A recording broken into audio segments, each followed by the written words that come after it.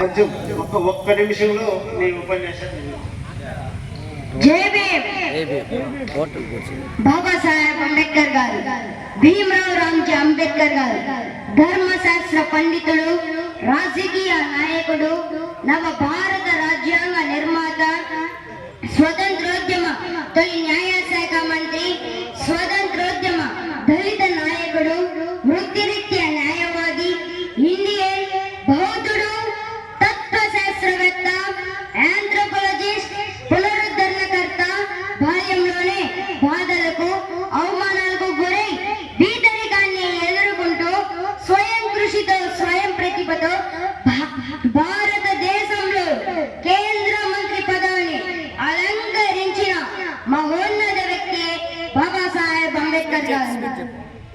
అప్పటి central provinces లో సైనిక స్థావరమైన మహోమ్ అనే ఊర్లో, అంటే ఇప్పుడు మధ్యప్రదేశ్ లో ఉంది, రామ్జీ బలోజీ సక్పాల్ మరియు భీమాబాయి దంపతుల 14వ మరియు చివరి సంతానంగా జన్మించారు బాబాసాహెబ్ అంబేద్కర్ గారు.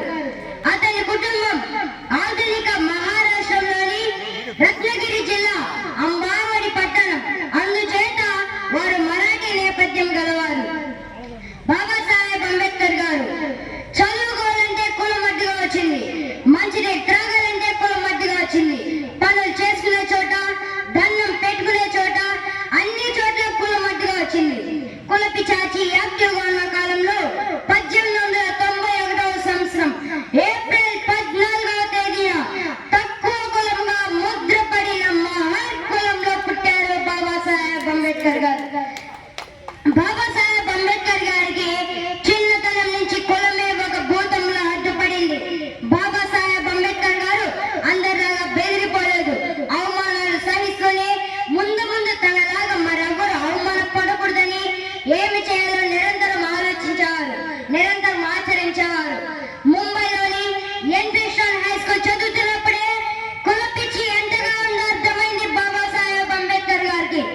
అంటరాని కులంలో పుట్టామంటూ బాబాసాహెబ్ అంబేద్కర్ గారిని క్లాస్ రూమ్లోకి రానిచ్చేవారే కాదు, బయట వాళ్ళకి పాఠాలు వినేవారు.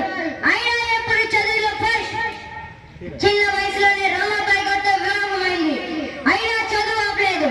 1907వ సంవత్సరంలో మెట్రికులేషన్ పూర్తి చేశారు. 1912వ సంవత్సరంలో ఎకనామిక్స్ అండ్ పొలిటికల్ సైన్స్ లో ముంబై యూనివర్సిటీ నుంచి డిగ్రీ సాధించారు. బరోడా రాజు సంస్థానంలో ఏడాది పాటు గుమస్తాగా పనిచేశారు. అప్పుడే అంబేద్కర్ గారి సత్తా ఏంటో జనానికి తెలిసింది. అంబేద్కర్ గారు మావోయిస్టులు కాదని బరోడా ప్రభు గుర్తించారు. పై చదువుల కోసం అంబేద్కర్ గారిని అమెరికా పంపించారు. కొలంబియా యూనివర్సిటీ నుంచి PhD సాధించారు. ఆ తర్వాత లండన్ వెళ్లారు బాబాసాహెబ్ అంబేద్కర్ గారు. లండన్ స్కూల్ ఆఫ్ ఎకనామిక్స్ లో చేరిన బాబాసాహెబ్ అంబేద్కర్ గారు మధ్యలోనే 1917వ సంవత్సరంలో ఇండియాకి తిరిగి వచ్చేశారు. ఇండియాకి తిరిగి వచ్చినా కూడా చదువుపైనే ధ్యాస. కొల్లాపూర్ సంస్థ సాహు మహారాజ్ సహకారంతో తిరిగి మళ్ళీ లండన్ వెళ్లారు. 1921వ సంవత్సరం, 1923వ సంవత్సరంలో 2 డాక్టరేట్లు సాధించారు. ఒక వ్యక్తి 4 PhD డాక్టరేట్లు సాధించిన ఘనత బాబాసాహెబ్ అంబేద్కర్ గారికి. 1926వ సంవత్సరంలో లాయర్ గా ప్రాక్టీస్ చేశారు. అక్కడే అంటరాని తరంపై తొలిసారిగా పిడుగులు బిగించారు. బహిష్కృతి హితకారిణి సభ అనే సంస్థ ఏర్పాటు చేసి దళితుల అభ్యున్నత కోసం కృషి చేశారు బాబాసాహెబ్ అంబేద్కర్ గారు. అట్టడుగు వర్గాలకు ప్రజలే ఆయుధమని చెప్పిన మహోన్నత వ్యక్తి బాబాసాహెబ్ అంబేద్కర్ గారు. ఆనాడు బాబాసాహెబ్ అంబేద్కర్ గారు ఏమన్నారంటే, ప్రతి ఒక్కరూ చదువుకోవాలన్నారు. చదువుకుంటే జ్ఞానం వస్తుందన్నారు, చదువుకుంటే ధైర్యం వస్తుందన్నారు, చదువుకుంటే మన కళలను నెరవేర్చుకోవచ్చు అన్నారు, చదువుకుంటే మన లక్ష్యాన్ని చేరుకోవచ్చు అన్నారు, చదువుకుంటే ప్రశ్నించే తత్వం వస్తుందన్నారు, చదువుకుంటే చైతన్యం వస్తుందన్నారు.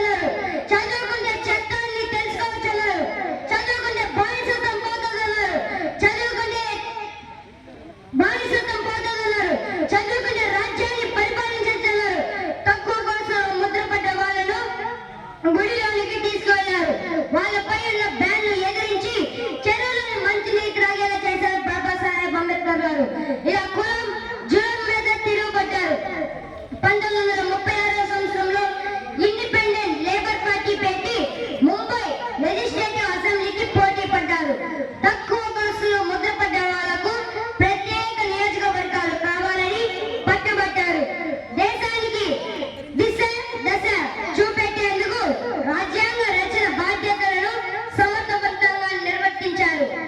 మన భారత రాజ్యాంగం ఇంత సమర్థవంతంగా ఉందంటే దానికి బాబాసాహెబ్ అంబేద్కర్ గారి తెలివితేటలే కారణం. కులాన్ని పెంచి పోషిస్తున్న హిందూ మతాన్ని వదిలేస్తున్నానని ప్రకటించి బౌద్ధ ధర్మాన్ని స్వీకరించారు బాబాసాహెబ్ అంబేద్కర్ గారు. అనగారిన వర్గాల అభ్యున్నతే లక్ష్యంగా జీవితాంతం పోరాటం చేసి 1956 సంవత్సరం డిసెంబర్ 6వ తేదీన బాబాసాహెబ్ అంబేద్కర్ గారు అసూలు బాసారు. ఈ రోజు ఆయన లేకున్నా ఆయన నింపిన చైతన్యం కోట్లాది మందిలో ప్రవహిస్తూనే ఉంది. చివరిగా బాబాసాహెబ్ అంబేద్కర్ గారు చెప్పినటువంటి మాట స్ఫూర్తి అందరికీ స్ఫూర్తిదాయకంగా నిలిచింది. నేను తీసుకువెళ్తున్న చైతన్య రథాన్ని వీలైతే ముందుకు తీసుకువెళ్ళండి, అలా చేయలేనప్పుడు అక్కడే వదిలేయండి, అంతేకాని వెనక్కి మాత్రం తీసుకొని రావద్దు. డాక్టర్ బాబాసాహెబ్ అంబేద్కర్ గారు చెప్పారు. జై భీమ్.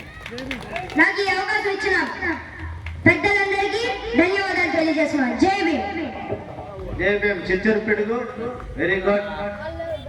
పిల్లలే ఈ విధంగా ఉంటే పెద్దలు ఏ విధంగా ఉండాలో మీరే ఆలోచన చేసుకోవాలని కోరుకుంటూ ఇప్పుడు